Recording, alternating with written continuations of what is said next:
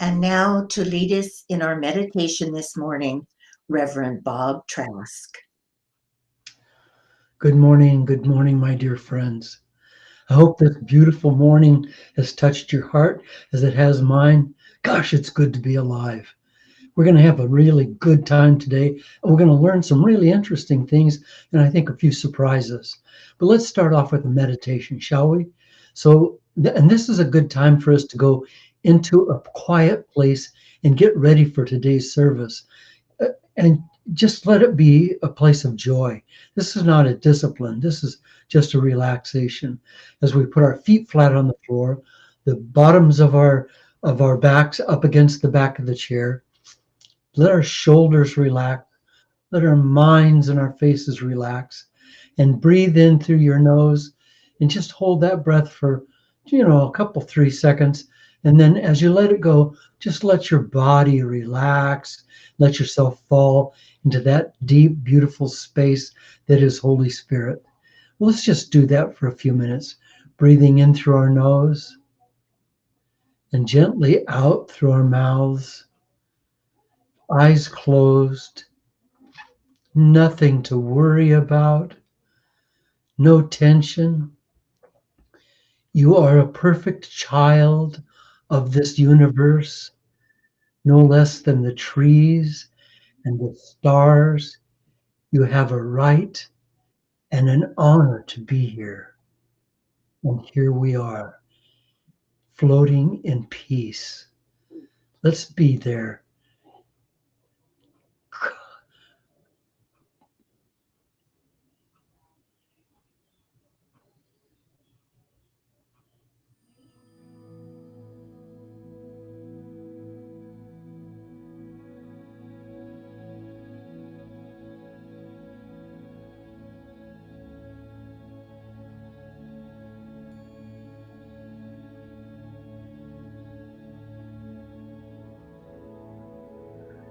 If a thought comes to your mind, just simply let it go by, like a cloud drifting across the sky. Don't pay attention to it, just let it go by.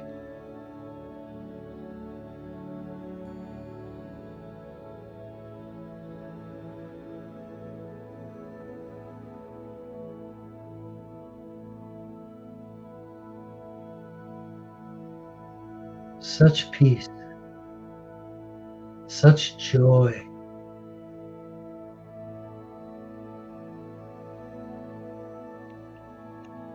You're becoming one now with the earth.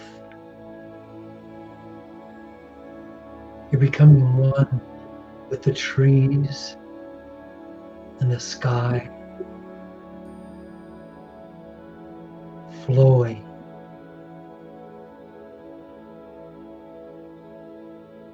flowing through time.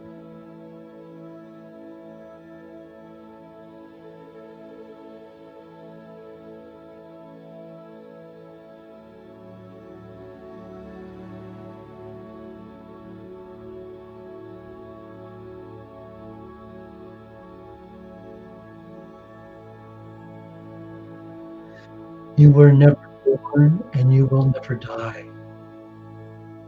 You are eternal.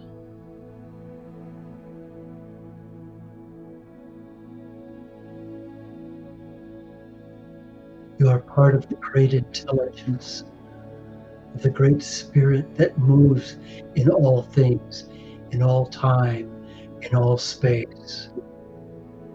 You are right now at home.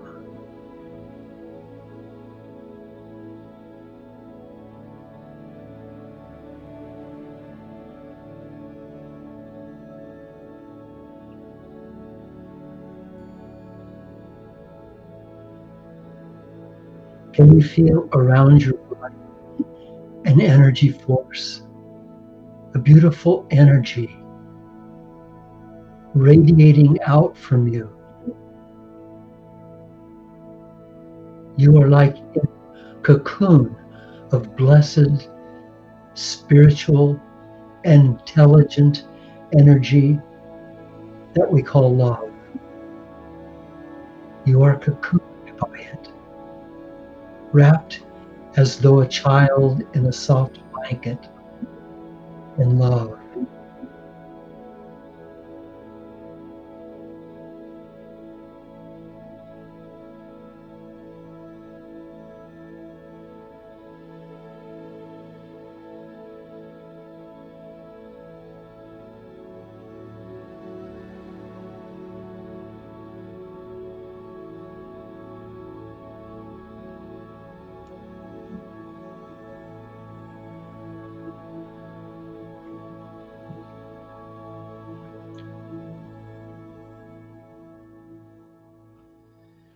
You belong here. You belong here in this place. You're one of us, part of the great mystery of life, the human family.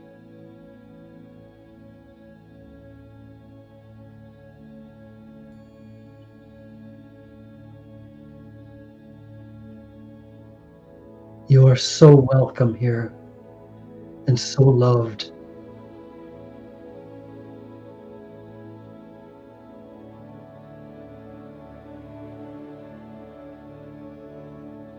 You're floating now, floating on a soft breeze, completely surrounded by protection and caring.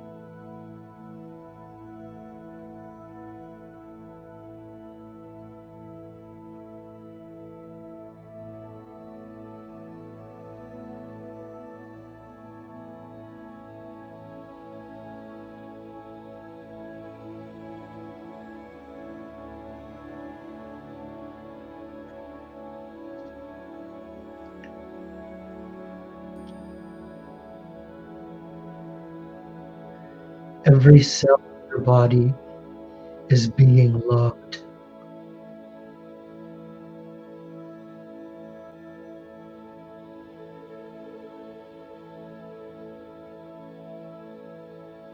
Every thought in your mind is being blessed.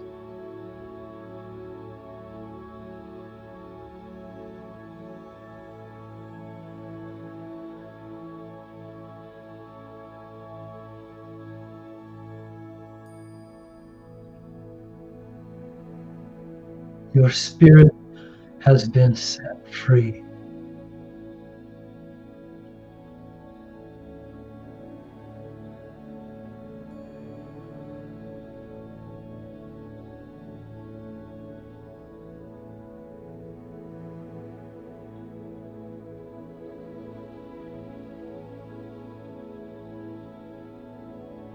And you are safe. You are safe now.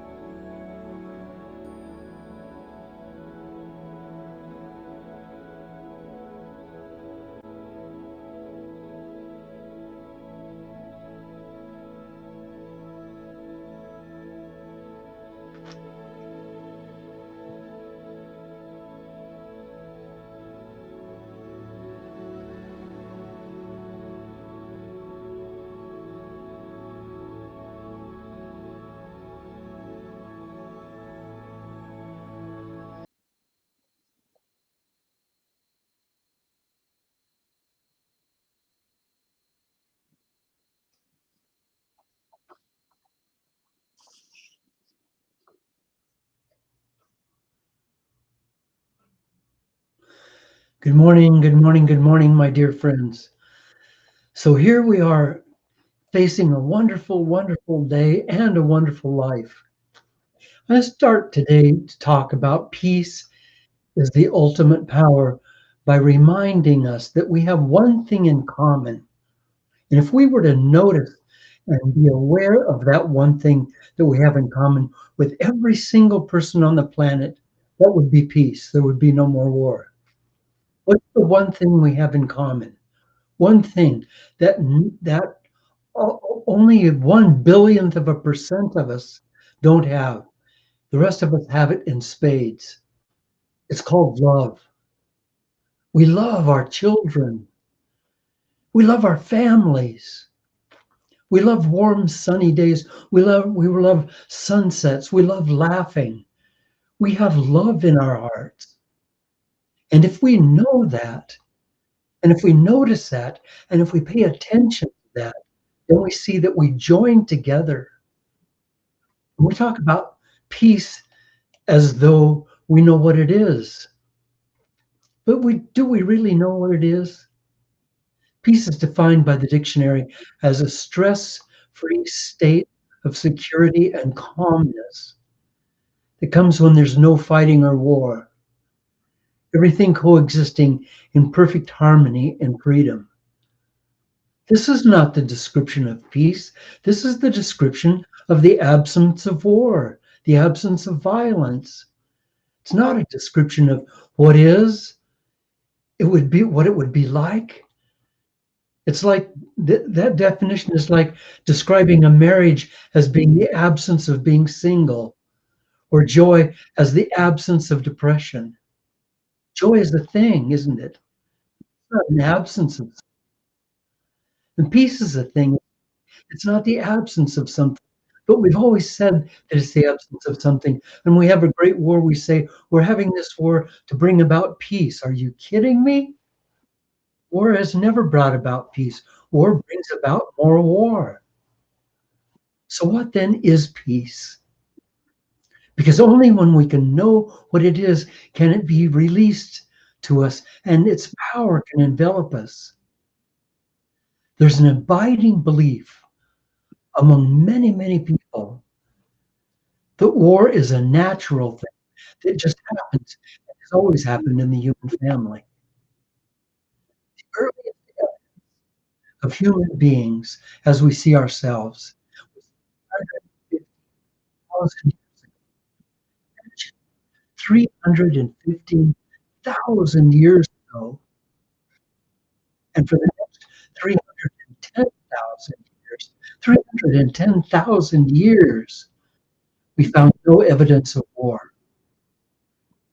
War arose from the beginning of the time of agriculture, when people started harvesting their crops and accumulating the grains and other goods in ceramic jars, basins, and places where they could store it. And then others wanted those goods, and this was the birth of greed, which was the beginning of war. There's good evidence of this because the tribal communities who lived even today by hunting and gathering, they're using the old ways. Even right now, there's no war between them. They can't store their goods. So you know what they do? Because the goods are perishable, they give them to others. They give them to others, and then they get gratitude and recognition. They don't wage war on each other. They deal with each other and in each other's tribes. There was something going on there over the last 310,000 years that we've forgotten. It's peace, not the absence of war. It's a thing. It's a reality. It's a state of peace. It's not a peace of absence of something. It's peace of the way of life. But greed, and I use that word guardedly, and I was thinking when I was preparing this talk about the word greed, because it's such an awful word. And I hate to use it, but greed is actually the mother of war. It's a system that dominates and controls our lives. And inevitably, it leads to war. Here's an example of our greed, yours and mine. The United Nations report estimates that 17% of the food produced globally each year is wasted. 17%. The report goes on to say that the average Canadian wastes 79 kilograms of food a year at home. That's almost 3 million metric tons and over $17 billion. And the neighbor to the south, excuse me, our neighbor to the south, the US, wastes 40 million tons a year. 40 million tons of food. That's 40% of their food supply. That's $161 billion. That can be called by no other name than greed. There's millions of people in the world hungry, children that are nothing but skeletal frames, starving to death. Mothers holding those skeletons in their arms and their own bodies shrunk to nothing, crying and weeping at the sorrow of life. And meanwhile, you and I and the rest of the good countries that have made it are all throwing food away. Okay, then what can we do about that? We live in what we call a democracy, don't we? By which we, the people, control our government by social pressure and by voting. So to end that greed and to bring peace home today, let your elected officials know what you want, not a casual call. Start a movement. Bombard them with the need to not waste this food, but to give it to the people that are hungry in the world. And if in fact we can't give them the food, then let's use the money and the resources we have to supply them. If it was the Canadians and the Americans lost somewhere in one of those areas in Biafra or other starving places, you can bet that our government would be sending food to us. Let's send food to those other people. They're our brothers and sisters. Meanwhile, you and I, we can become aware of greed. Just being aware of it, just by changing our own lives. I don't see greed in this respect as being some awful guy sitting behind a big desk, chuckling and laughing as he gathers in all of the resources that belong to other people and delighting over that. That's not what I'm talking about. I'm talking about us being self-focused and not outwardly focused to the rest of the world. That self-focus is greed. So we need to step forward, you and me. We need to step forward and we need to stand up for generosity of spirit. Generosity of spirit. We need to find out who's paving the path to peace. And we need to support those people. Who's paving that path? Who's out there on the front lines? Who's making that difference? And support them through donations and through volunteering. And we need to turn on our heart lights. Turn on our heart lights and bathe the world in it. What if all of us would take a small group? What if all it would take is a small group of us to become spiritually committed? We would harness this power. It would mean giving up a lot. It would mean emptying our lives of violence and anger and resentment and blaming, wouldn't it? No more violence, no more anger, no more resentment, no more blaming. Yes, it would mean changing our lifestyles and becoming apostles of peace. Someone needs to step forward now and accept this mission, this holy grail. In the last century, 20th century, over 100 million people died in wars. Let's make this century the birth of peace. We can do that. Let's make it the birth of peace, the birth of understanding. Now, someone needs to step forward now. Why not me? Why not you? Why not you and me together? Why?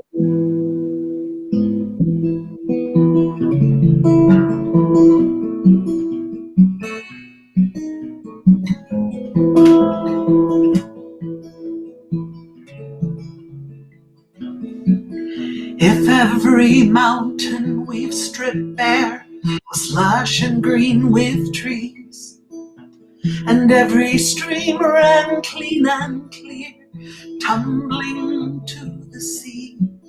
What if all the places we hold dear were neither sold or bought? For those who say there's no way, I say why not? What if every tired baby child slept safely every night and woke to live a life of peace with dignity and rights? What if all our angry conflicts were solved without a shot? For those who say there's no way, I say why not? Give me reasons, throw away the apathy. Why not see something new? Use your hands to build and do. And when we're stuck in fear, hear the whisper in your ear. Why not? And what if we shared the bread of life with every mouth in need, and every deadly field of mines was alive with planted seed? What if the gold of ripened grains was the treasure that we sought? For those who say there's no way, I say why not? Give me reasons, throw away your apathy. Why not see something new?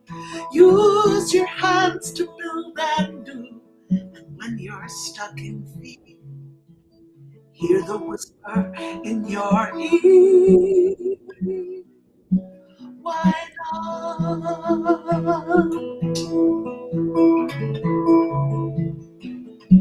And what if the prayers we kneel to say were gifts of thanks and love, and filled our hearts with light and joy, God within and God above? All our vengeance, anger, hatred were lessons left untaught.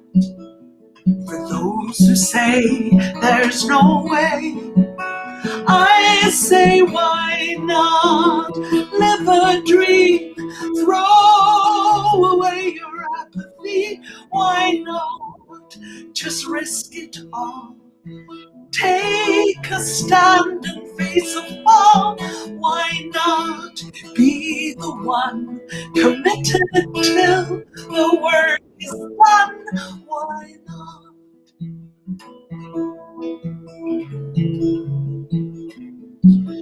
You have dreams inside somewhere, and this world needs you to share. Why not? Why not?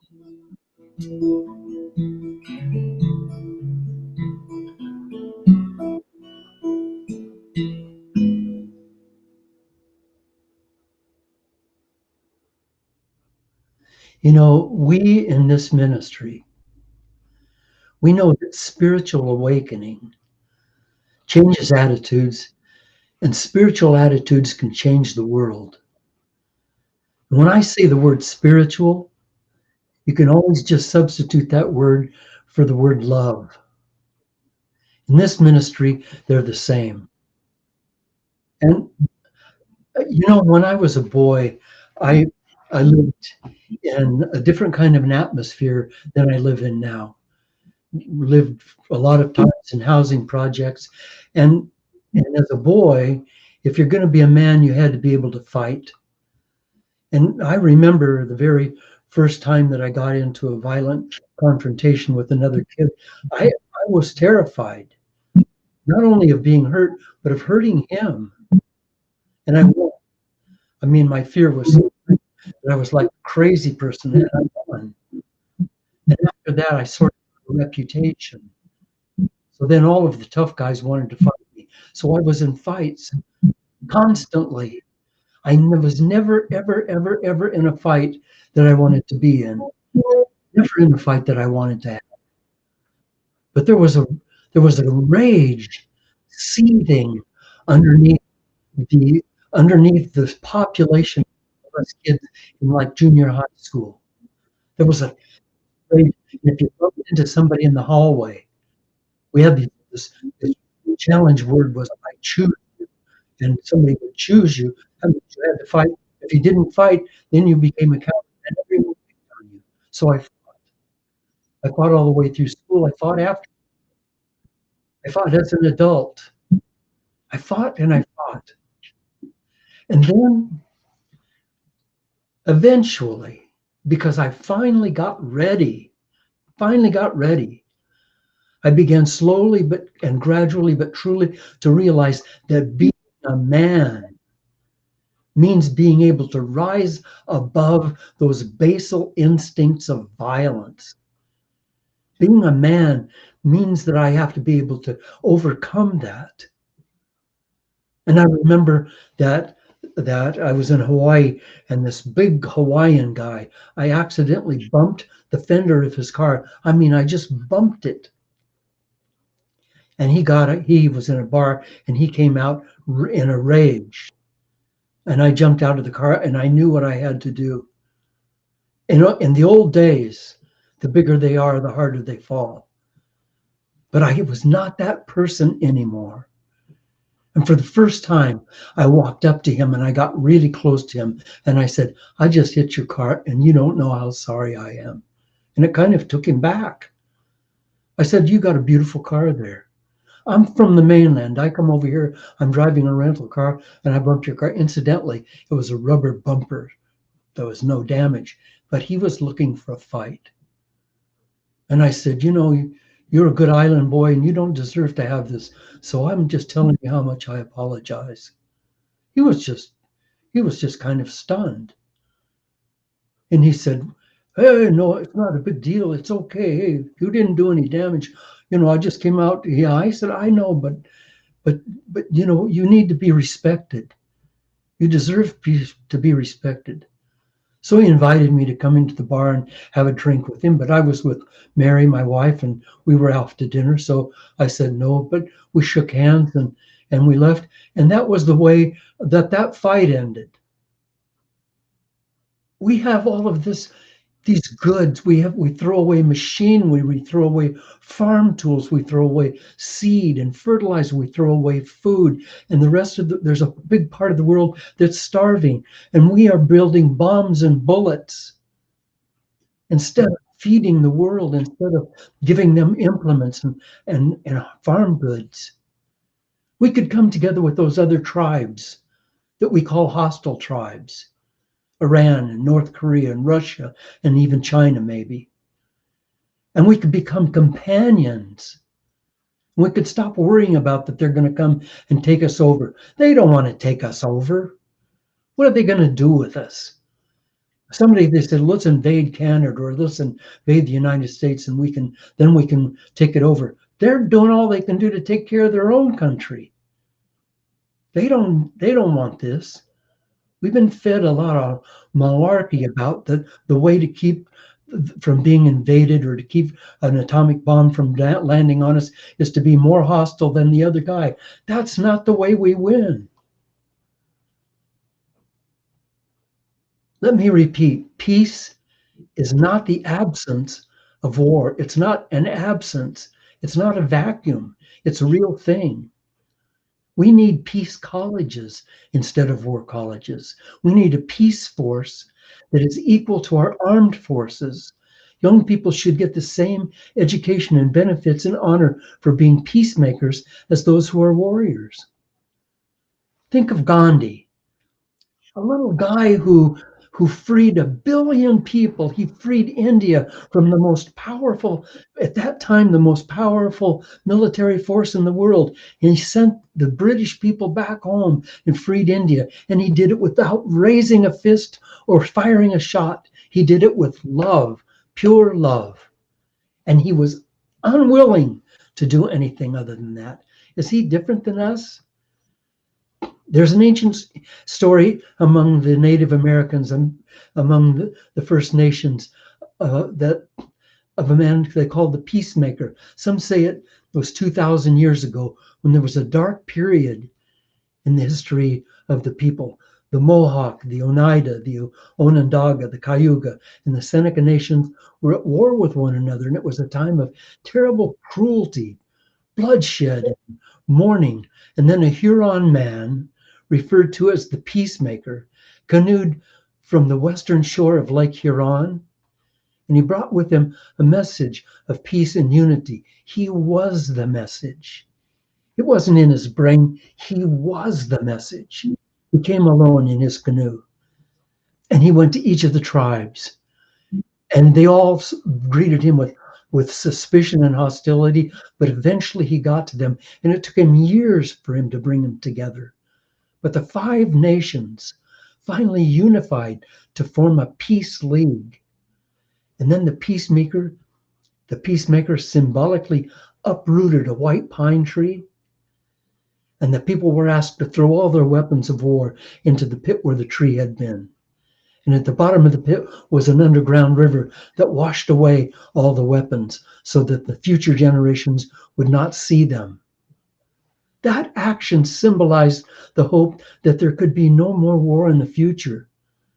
And the tree was then put back in the ground, and it's still referred to as the Great Tree of Peace. It has 4 white roots that extend to the north, the south, the east, and the west. And the roots are called the White Roots of Peace. And they're an invitation to other nations, including us, to follow them to the sheltering branches of the Great Tree of Peace. This is our opportunity. Peacemaker placed an eagle atop the Great Tree of Peace. The eagle, who can fly so high and has keen eyesight, can warn us of danger. We need to have the eagle of our minds warning us of danger when it's time for us to step up. In the time we have left on this planet, you and I can become the peacemaker. We can become the trees of peace and the eagles of peace. We can now begin to make peace happen in our world. And we can do this by just watching out for greed and not harmonizing with it, and to harmonize with the generosity of spirit, unconditional generosity of spirit. Mi casa su casa, my house is your house. My home is your home. What I own, you own. Recognize who the peacemakers are and support them, and turn on your heart light and bathe the world in it. So then, here's our plan. We'll create peace in our lives. We'll listen to each other, and we'll care. And we'll learn from those like Gandhi who went before us.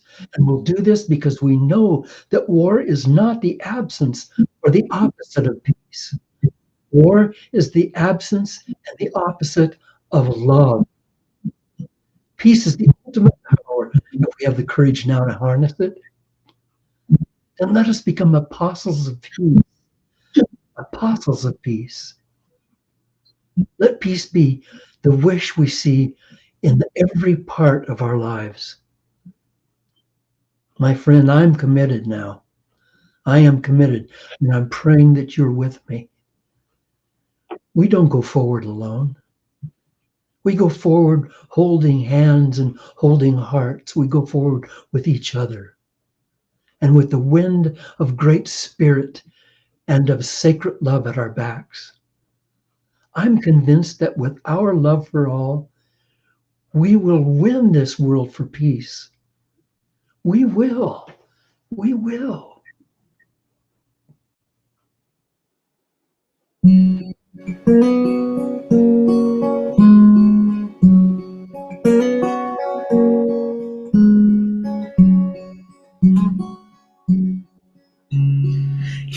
in my home, there is joy in my welcome, arms open wide in embrace. And there's always room for one more at the table. Fill up your plate, I'll say grace. Here in my home, there is grace.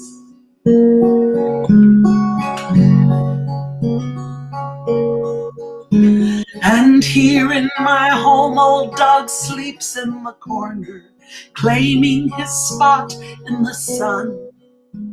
He's 15 years old, the two of us aging, pretending that we're both still young. Here in my home till we're done. My floor wasn't swept today, the laundry just ran away with a day's worth of pots in the sink. But baby, I've learned to see the good heart God gave to me in a life that skips by in a blink. Oh, here in my home, you'll find safety and shelter, 'cause I'll put you up for the night, with pillows and blankets tucked all around you. My lumpy old sofa's all right. Here in my home, there is light. And here in my home, there are plants in the window. Tomatoes hang ripe on the vine. For stories up in these empty wood boxes, I know that I'm given a sign that here in my home all is fine. My bathtub needs elbow grease scrubbed on my hands and knees. Lord, it should have a shine. But baby, I've learned to see the kind heart God gave to me, this little bundle of gifts that is mine. Oh, here in my home, there's been shadow and sorrow, more than a heart's meant to know. So I'll put the coffee on, you talk till your talking's done, and maybe that's how we'll grow. Here in my home, letting go. 'Cause kindness is made of peace, joy, and great love. Here in my home, this I know. Here in my home, you'll let go.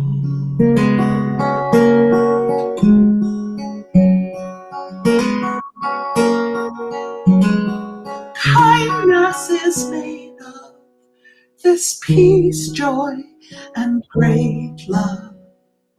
Here in my home, we'll let go.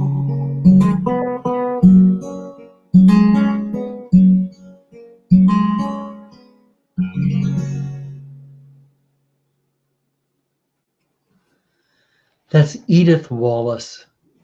Edith Wallace. This is a lady who is pure love. Pure love. And that love shines through her in her music, her flute playing, her other instruments. You know, it's an interesting thing to be with someone like Edith, because just being in her presence, you feel her love. And she has no voice and no message in any part of her life that isn't love. We here at Unity in this ministry, we're dedicated to bringing love as a peacemaker to the dark corners of the world. We're dedicated to doing that. Not only are we doing it with our own lives, we're doing it with our resources.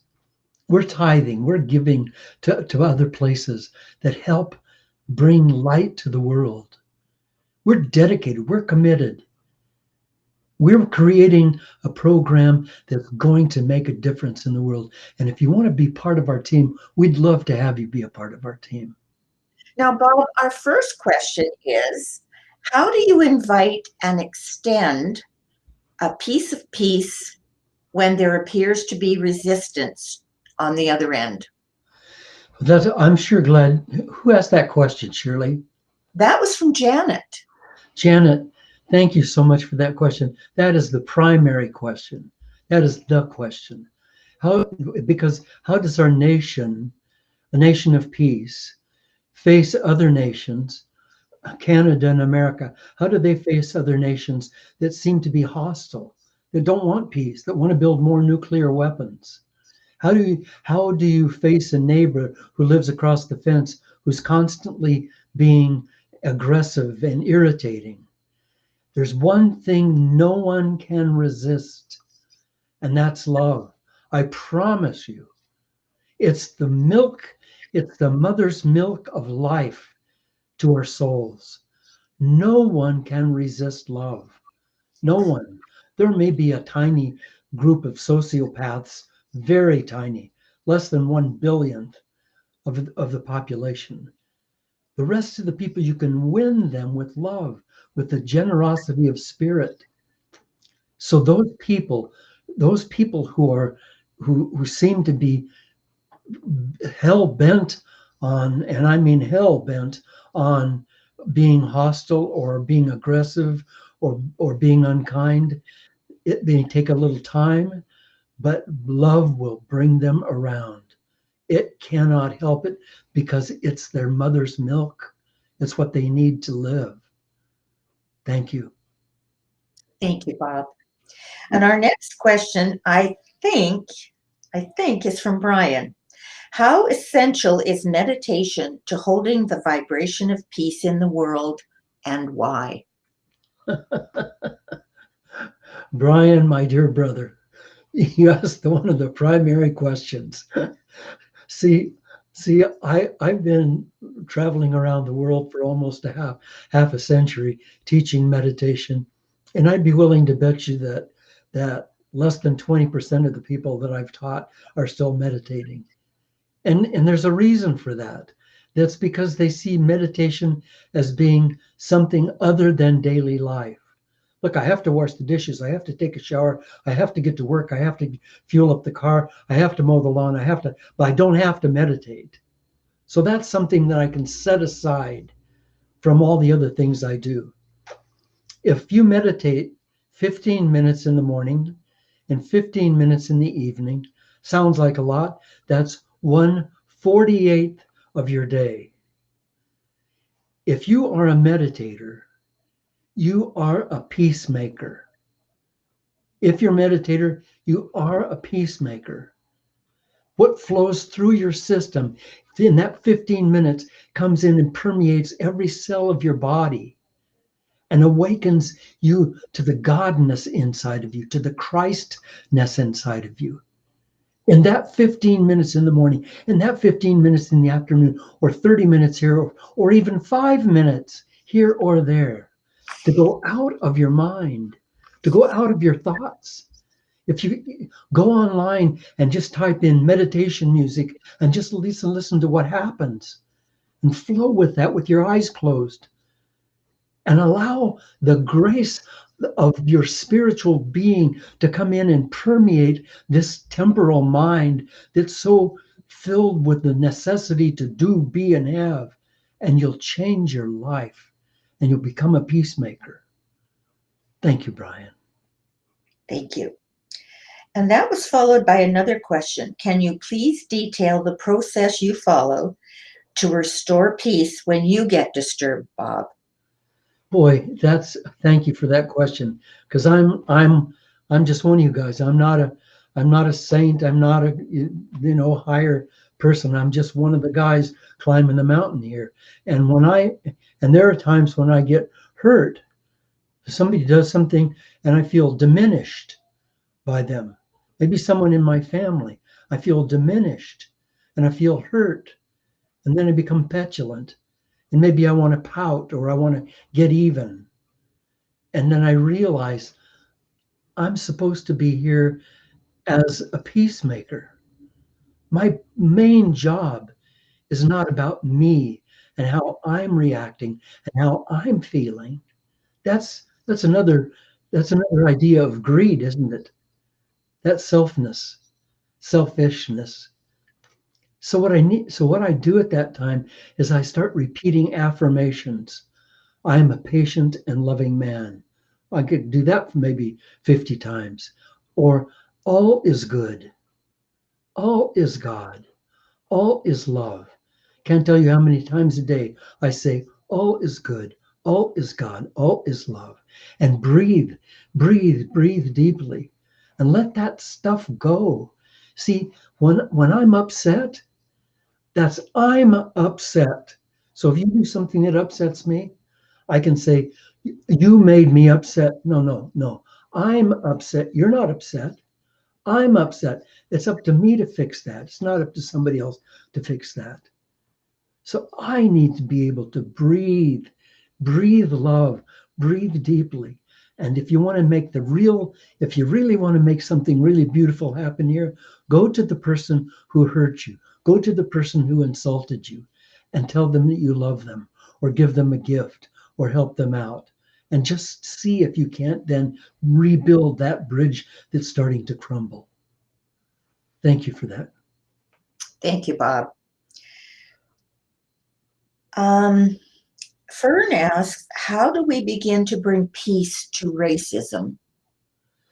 Oh boy, I grew up in a racist background with incredible bigotry and racial prejudice. My family was just like steeped in it, and many of them still are. I had to overcome that. There's still a little root down inside of me of that prejudice.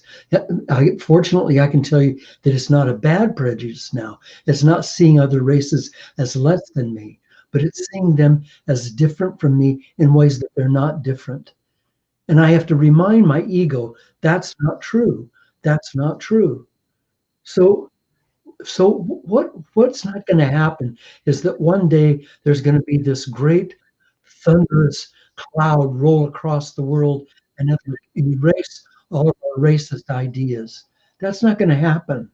What's going to happen is that each new generation is going to be less tainted by our systemic racism. Each generation, so that the black people stop being racist against the white people stop being racist against the black, we stop being racist against the brown people and the people of Asia. They stop being racist against us. But it's going to take, is we're going to have new generations come in. But what'll enable those new generations to come in is for us to stop acting on our racism and to start reminding each other that was a racist comment.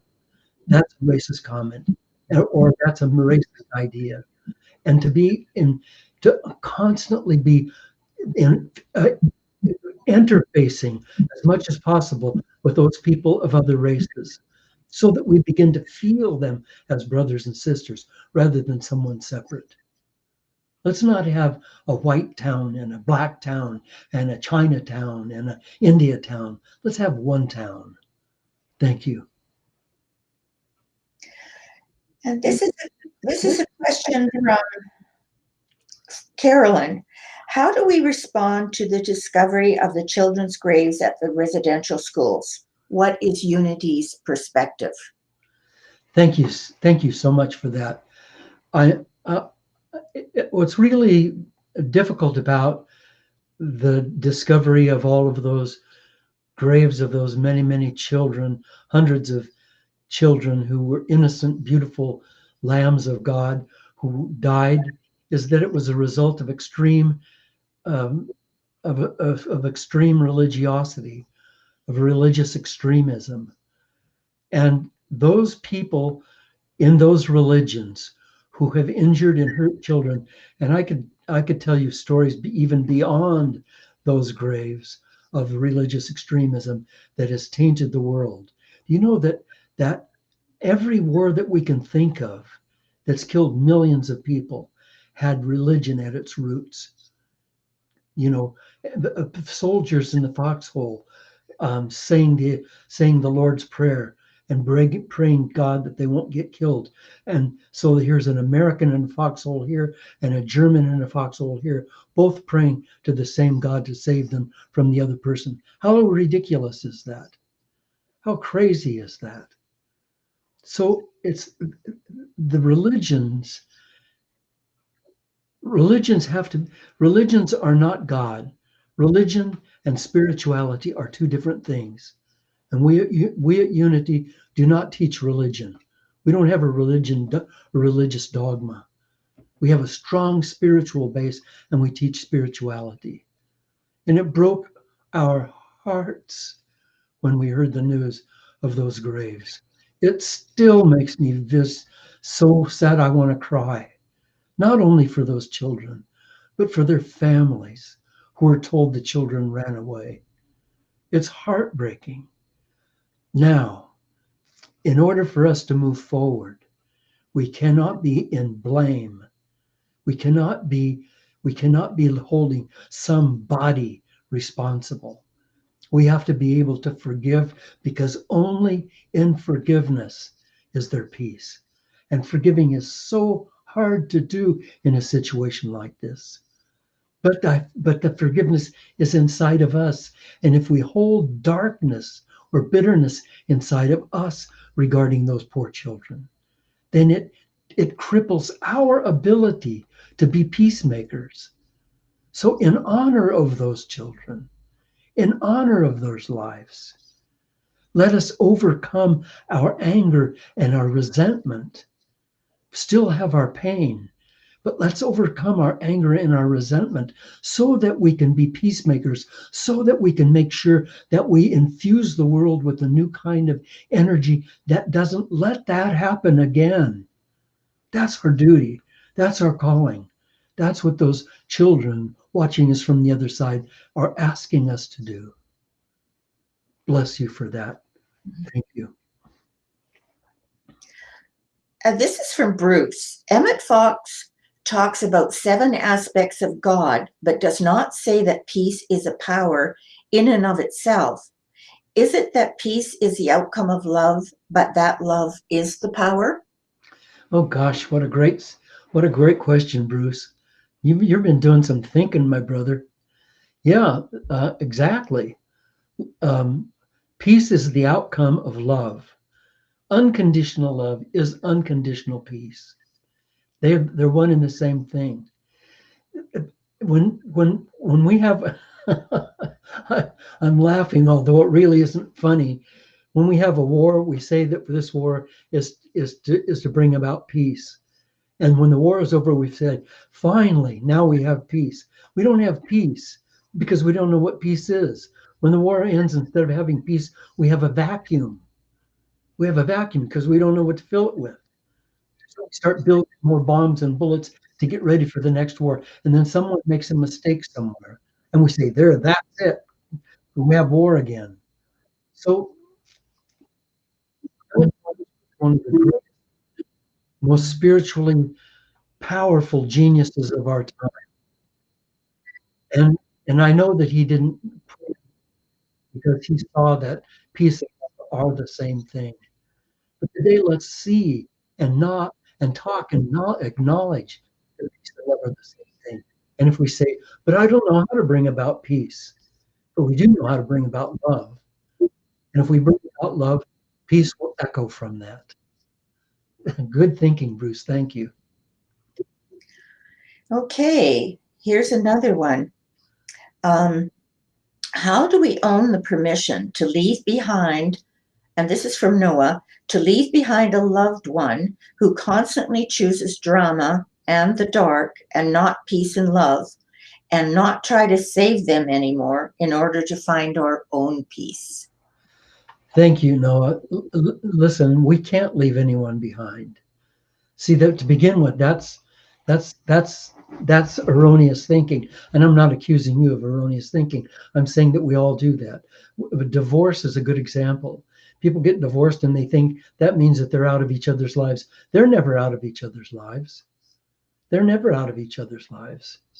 And when you so-called leave behind someone who's living in the darkness and in bitterness and refuses to get out of that, you're not leaving them behind. You still can envelop them and wrap them in love and in your prayers and your affirmations for them. And you can still drop them a little card in the mail once in a while saying, I still love you, even though I don't want to be with you because it's toxic to me to be around darkness, and you seem to refuse right now to be in love. But I still love you. I still care. You never will get out of that relationship, but you absolutely must protect yourself. You must protect yourself. If you cannot, we have a cat. We've got two kittens. We've got one of our cats is really brain damaged because she had a really tough time when she was a little kitten and was found under a house abandoned, and so she's got a lot of PTSD, and she hisses and scratches, and sometimes she can bite. Well, you don't let her do that, but you still love her. You just distance yourself. We must do the same thing from people. If they will not come around, there's two things that we can do, one for us and one for them. For us, we need to set ourselves free. For them, we need to be an example of that which we wish they would become.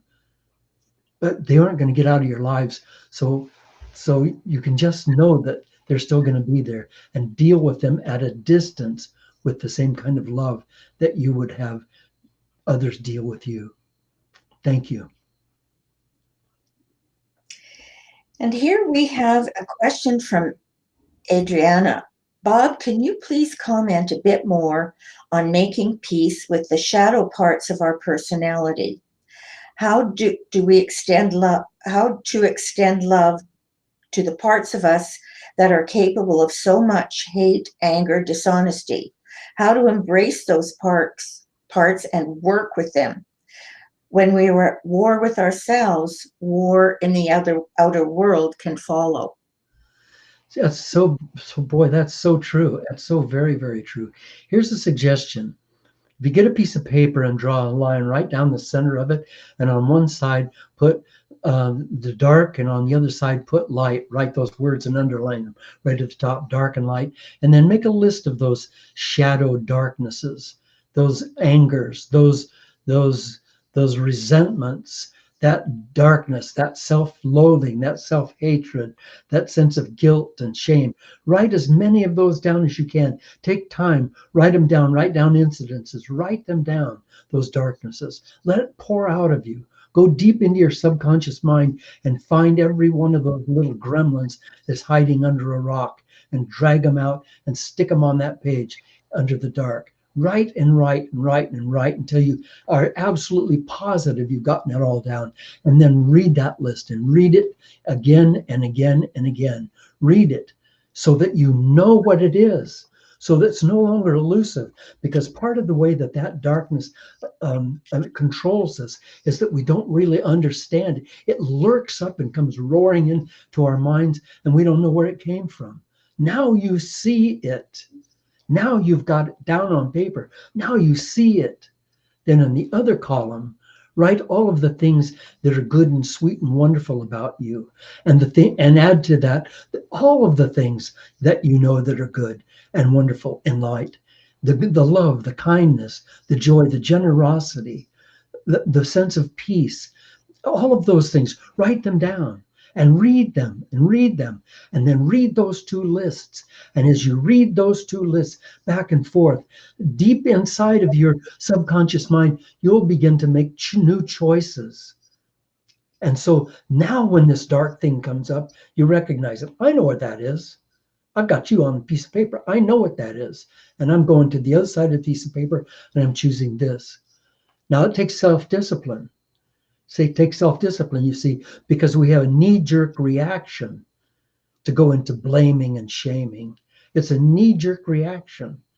But you can retrain that knee-jerk reaction by knowing what the differences are and by making deliberate choices. And once again, without meditation, without daily meditation, this is difficult. Because when you meditate, the light pours into your body and into your system, and it makes it much easier to choose that. If I can be of further help, please let me know. Thank you. Well, that looks like the last of our questions, Bob. So thank you so much for your wonderful perspectives, and we love you. Thank you, Shirley. And we appreciate you.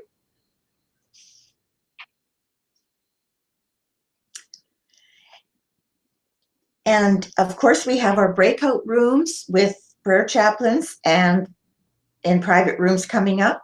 But now let's all join in our prayer for protection. The light of God surrounds us. The love of God. The love of God enfolds us. The power of God protects us. The presence of God watches over us. Wherever we are, God is, and all is well. That prayer was written for people in time of war.